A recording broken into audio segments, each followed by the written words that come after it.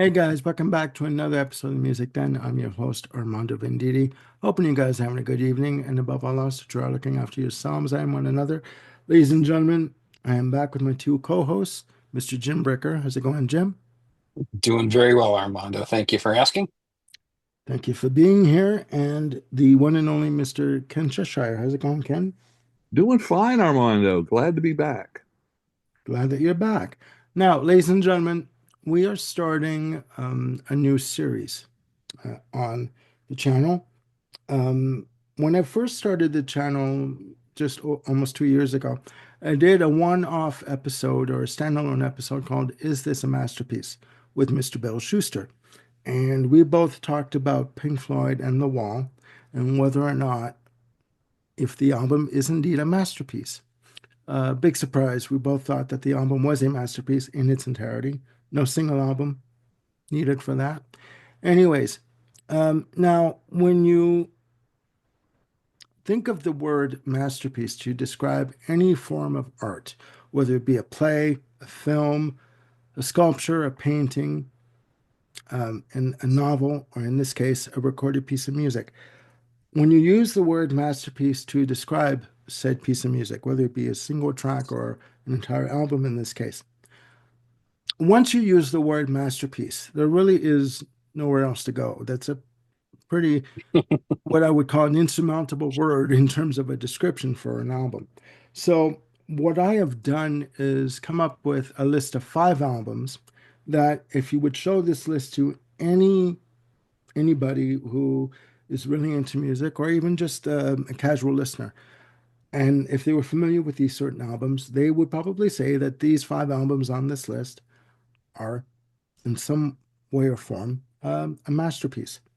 So, originally, this was going to be a solo effort on my part. But my two cohorts and co-hosts um, wanted to chime in and give their opinions on these certain albums that we're going to be talking about. Now, today we are going to be talking about one album in particular uh, that most people would think is indeed a masterpiece. Today we are tackling the Beatles, and we are going to be looking at their release, Sgt. Pepper's Lonely Hearts Club Band. Okay. Now, just to give you a bit of background, Sgt. Pepper's Lonely Hearts Club Band is the Beatles' eighth release.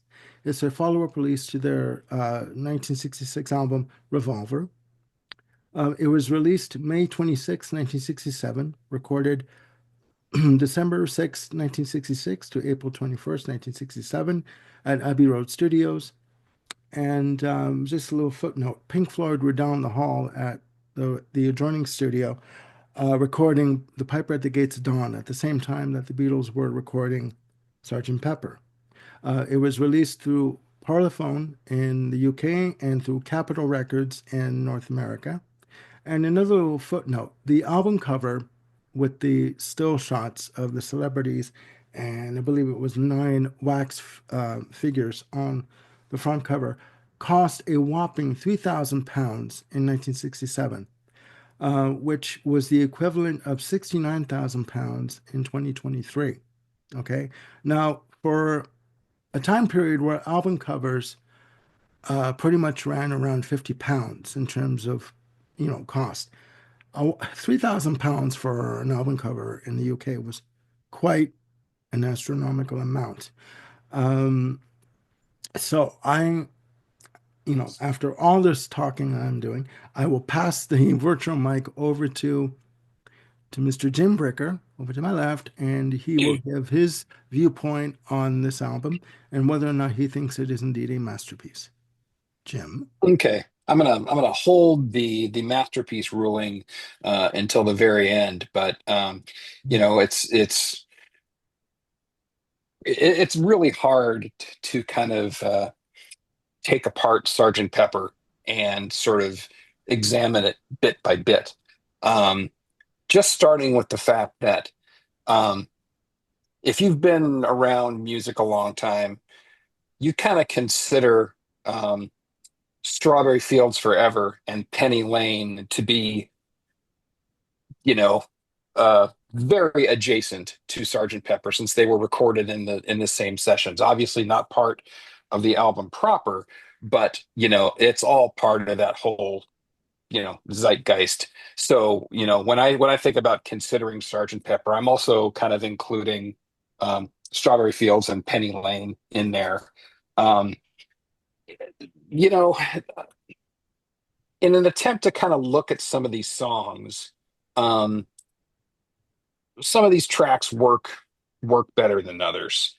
I would say that there's almost a good half of this album, maybe 40 30 40% that are just kind of fair song wise.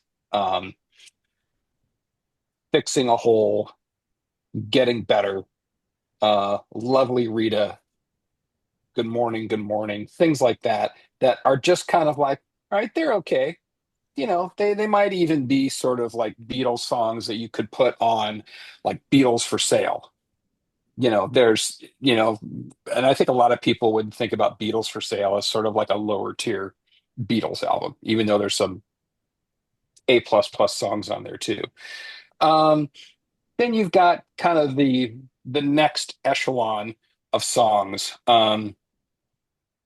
with a little help from my friends, Sergeant Pepper, um, Benefit of Mr. Kite, When I'm 64, um, maybe Within You, Without You. Songs that are kind of like, all right, this is getting into what was kind of the normal Beatles territory at the time, which is just, these are fantastic.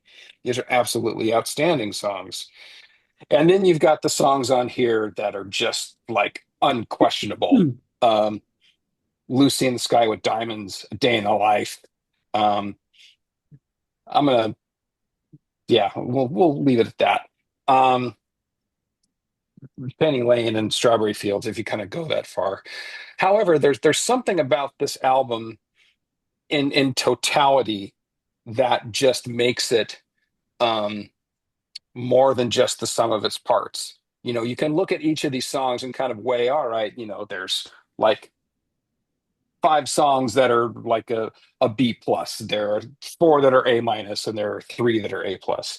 But that just doesn't do it justice, because this album was as much a cultural event as it was a musical event. This wasn't just any other album. There was just something about the timing of when this album hit that not only informed the album, but the album kind of informed the time as well. It was kind of this vicious cycle This perfect that, circle, yeah. yeah, where it was hard to tell where the influence of one stopped and the other started. Um, Certainly, the Beatles were at a creative high point at this particular part in time. Um, there's a fantastic book out there called The Beatles Recordings by Mark Lewison, and it goes into great detail. It says, when Sergeant Pepper was released, the Beatles were in the recording studio that day, and basically what they ended up recording was just crap. It's just this utter, like, blues jam that kind of went nowhere, lacked creativity, and was kind of like, people watching them, it'd be hard to sort of figure out, was like, wait, this is the band that just released this thing on this day? And who knows what was going on in that particular session? Were they all stoned out of their minds? Who knows what was going on?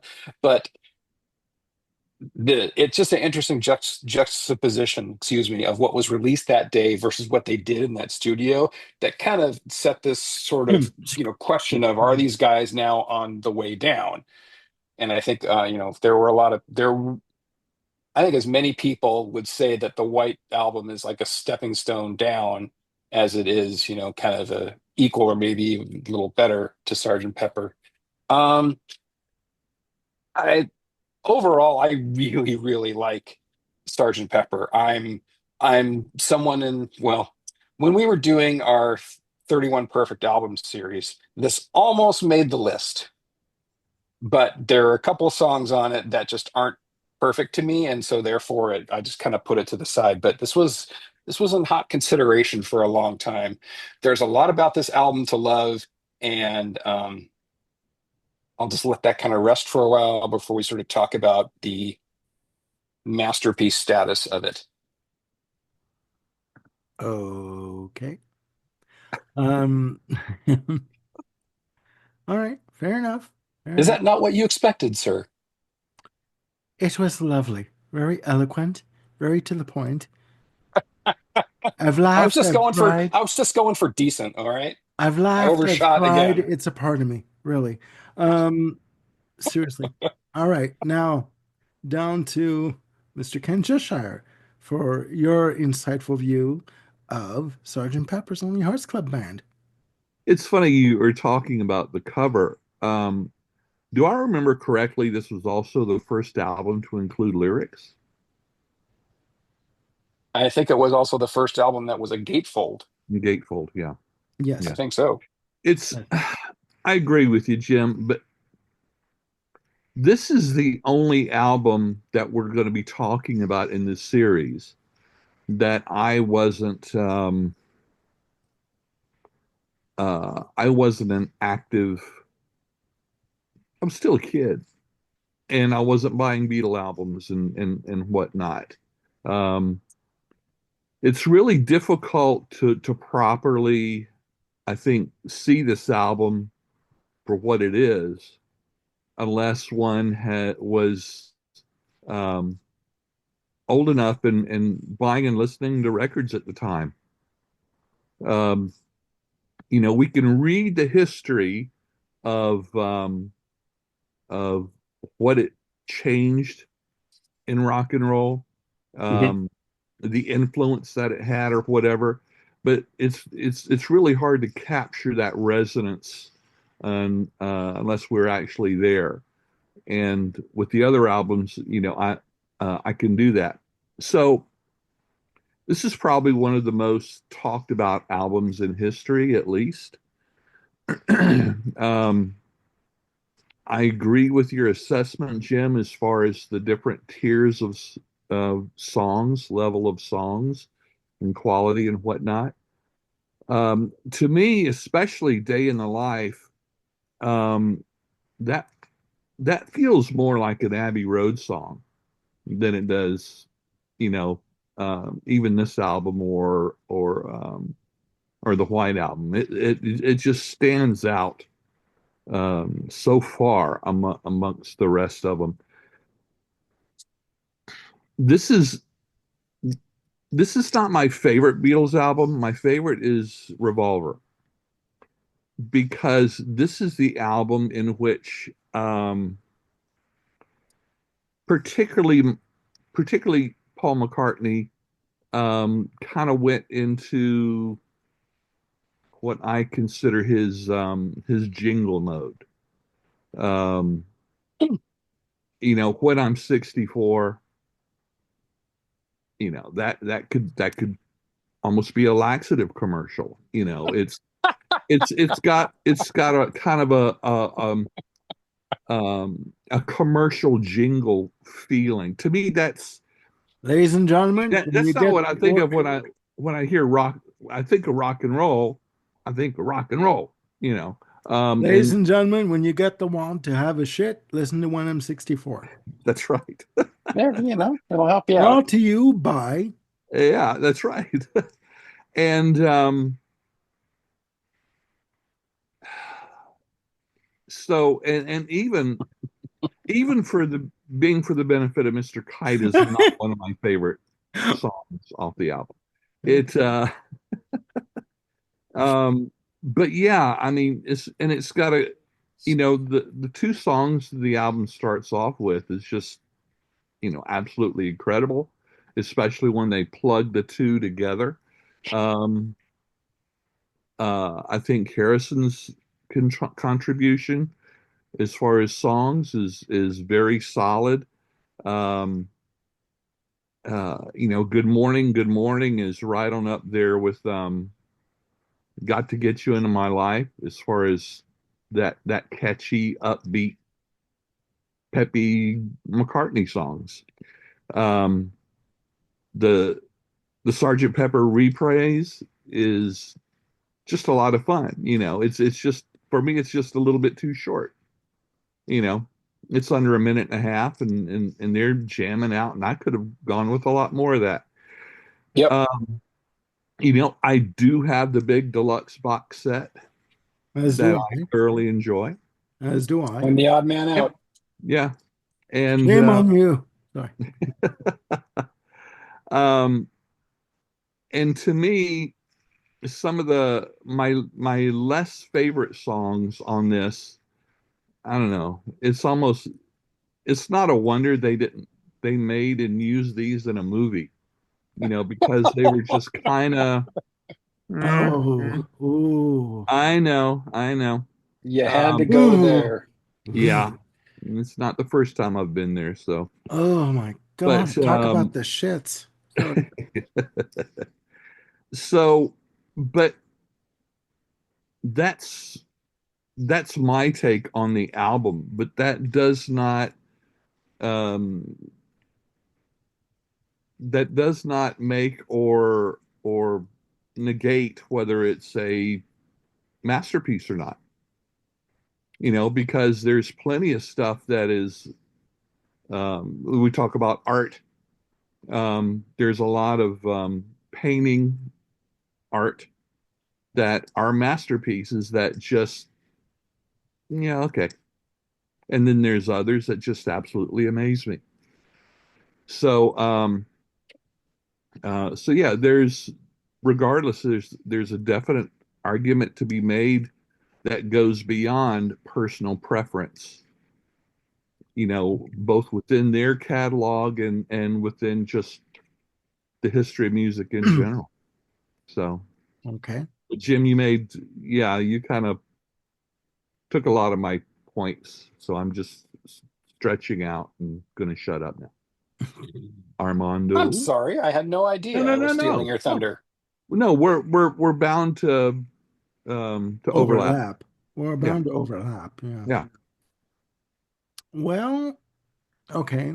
Thank you very much for that, Ken. Well, okay. Okay. Now, m my history with this album goes back to 1981. My brother-in-law at the time, Mario, um, introduced me to this album and Abbey Road. And from listening to this album, I fell head over heels with it and was more inclined to be more interested in the more intricate, um, shall we say, orchestrated works of the Beatles. The more, I guess you'd say, sophisticated pop that would come out from the Beatles from the mid 60s on. This is the first album that really captured me. Abbey Road is the second album. Um, for me, this album clocks in at 39 minutes and 36 seconds. And in my very humble opinion, packs a hell of a wallop in that 39 minutes and 36 seconds. It's it's a loosely based concept album, right? With, you know, Sergeant Pepper starting it off with, you hear the orchestra tuning up in the orchestra pit where you can just imagine you're walking into a theater and you're going to your seat and you're sitting down and the conductor is ready to start the orchestra and doing the whole bit. Um, and the fact that it segues into, with a little help from my friends, and which at the time when I was hearing it was one of the more weaker tracks for me. But I have since gained a new appreciation for it. Lucy in the Sky with Diamonds for me was just a classic. Songs like Getting Better all the time, Getting Better, sorry, and Fixing a Hole. I didn't think as being album filler. I just thought that they were well crafted pop songs Mhm. at the time. The exquisite She's Leaving Home. I mean, if you were to stop there, it would have been fine. That track, in and of itself, for me, is just sheer poetry. It's sad, it's epic in its arrangements and its presentation, clocking in at just 3 minutes and 25 seconds. Like, come on. Being for the benefit of Mr. Kite, ending off side one. you do get the sense that you're immersed in another world, like in a circus kind of an atmosphere, right? And Definitely. on the in the middle eight section, when the Wurlitzer comes in and the keyboards that come in, the organs and the harpsichords and all that editing that Jeff Emmerich, the engineer, did and George Martin did on production to bring that section of the track together. And then you're going back into the verses with Lennon on lead vocals. It is just sublime for me. Um, and it does have a bit of has an eerie ending if you think about it because of the way it ends. Hmm. Right? Yeah. Um, and that's just side one, ladies and gentlemen. I mean, side two, starting off with Within You, Without You, the sole composition, contribution, and composition from George Harrison with the use of, you know, East Indian instrumentation, with the use of the sitar and the tabla. Just like, come on, it's unreal. Um, when I'm 64, I do not look at as a laxative commercial. Thank you very much. Um, when I get the shits, I don't think of when I'm 64. I think of can I get to the When I bathroom in get the time? shits, Yeah, I think exactly. of. When I do, my thing is, can I get to the bathroom in time? And at my advanced age, okay. Um, I just think of it as a very clever pop song and It's a lovely, great granny song, to use John Lennon's expression of um, McCartney's tunes like this. lovely Rita and Good Morning are just for me, again, very well crafted pop songs where you have, with Lovely Rita, you have like George Martin on doing a piano solo, you know, Good Morning, just, you know, again, a very well crafted pop song. The one track that ties it in as a loosely based concept album is the reprieve of of Sergeant Pepper's. That is the one track where everybody rocks out. I mean, the band just goes for it. Big And time. all four of them are on lead vocals, apparently. It is too short. I will say that. The fact that it segues very seamlessly into a day in the life, to me, this is perfection in 5 minutes and 36 seconds. I remember this being on a mixtape that Mario had put together, and he would let me listen to. And this is just beautifully done. And the fact that when you go into the middle section where that piece from Paul McCartney comes in, woke up, got out of bed, dragged a comb across my head.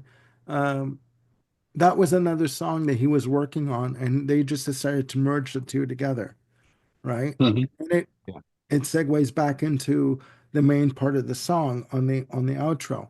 Um, is just majestic in its presentation, in my very humble opinion, again, in its arrangement, in its scope, and the fact that and when they did, when the orchestra comes in and does that ramp up of the horns and the cellos and stuff, and then at the very end when the chords come in on the piano, you know, I guess it's the E chord that they describe in the notes, on the end. And it's just like, boom, it ends. And there is rumor that if you can listen very carefully, you can hear McCartney saying to everybody in the studio, shh, because they wanted no noise, no interruption. They wanted the piano just to fade out naturally on the end of the track with no interruption. So to me, If I haven't, if you haven't clued in yet, yes, I have very definite emotions about this album, very definite Mhm. memories, and to me, a masterpiece. Uh, what also, for me, what would make an album a masterpiece is the memories and the feeling Okay. that a certain piece of music brings up in you, and and makes you and lets you revisit. Depending, Mhm. it doesn't matter how many years that you've been away from it. When you hear something and it brings up a certain emotion in you, that is a masterpiece. And in my opinion. Spoiler alert, yes, ladies and gentlemen, in my very humble opinion, it is a masterpiece. So I That's was one for three. I was gonna wait till, That's right. but so I take it that you both think that it is not a masterpiece.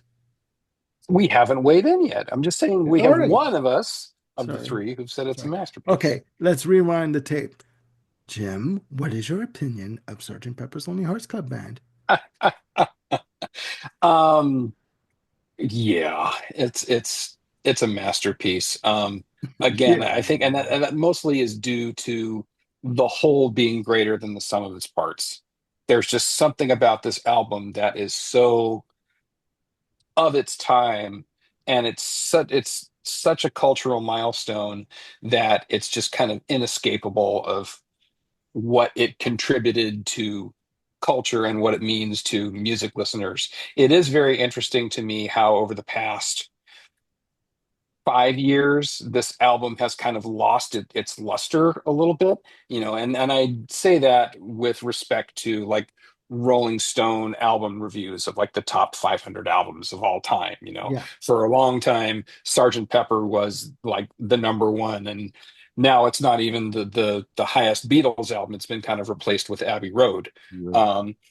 Um, but yeah, I think that this album is just an inescapable masterpiece, and I think a lot of that comes down to the way it was framed up, kind of using the framing sequence of the Edwardian band, and then also, as the introduction, and then, you know, in the outro and all the way through the end of A Day in a Life. I mean, this album ends. The ending of this album is just perfection, and any flaws that kind of come from other individual tracks are easily wiped away by just the brilliance of the composition, performance, and arrangement of A Day in a Life. So yeah, masterpiece. That's two for three. Okay. Ken. Yeah, it's a masterpiece. Um, and I think it would be curious to know in a parallel universe, if it would have had, what kind of impact it would have had if it had come out 2 years earlier or 2 years later. It is the perfect storm of an album. This Yep. band, this producer, this engineer, these songs, everything coming together right at this time. Yeah. It's a perfect storm. And uh, like I said, there are many albums that I think are masterpieces that may not be my favorite of that artist, but I can't deny, you know, I you just can't deny that fact. Mhm. Um, you know, so it was definitely a masterpiece.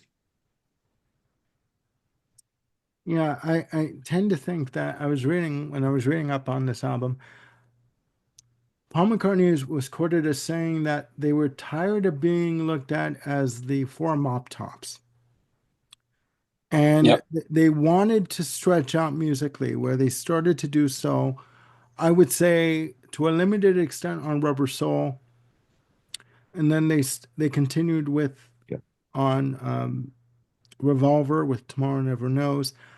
I do think that when John Lennon, when they met Bob Dylan, and he said basically that what they were doing was crap, that they weren't challenging themselves musically, and they just wanted to let go and just the rule was for this album there were no rules. Whatever you could do, you would do. And let's have fun with it. Let's experiment and let's see each other at the end of this ride and see what we feel about it. Yeah. It is unfortunate that George Harrison felt that this was not his favorite album or that it was not one of their best albums. I don't know whether it was because he had only one composition on the album or what, but that was his viewpoint, and you Sure. know, so yeah. So there you have it, ladies and gentlemen.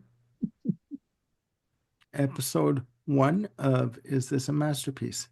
I want to thank Mr. Jim Bricker and Mr. Ken Cheshire for coming along with me on this ride. However colorful and with euphemisms as it's been, please put down in the comments below if you do believe that Sgt. Pepper's Lonely Hearts Club Band is indeed a masterpiece. Or let us know what album of the Beatles you do think is a masterpiece. Okay? If any. Maybe all the albums are just they're just a bunch of wankers. There you go. There you go. Right? Again, there are no right or wrong answers, just opinions. So again, we'd like to get a dialogue going on these episodes and just a very spirited dialogue, bathroom euphemisms aside, okay? We won't keep going on that ride anymore, because the power of suggestion is a wonderful thing. So we'll keep away from that. So please click like and subscribe and hit the notification bell to keep yourselves on top of any new content we've got coming up.